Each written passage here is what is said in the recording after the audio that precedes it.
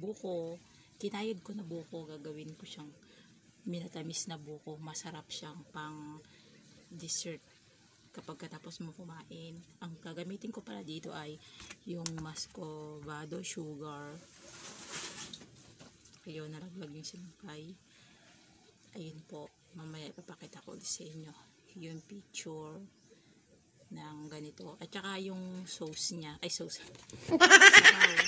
Ito din dito. Buko juice. Sarado pala. Ayan. Ang tamis. Ang tamis niya. Buko juice. Inulit ko ano.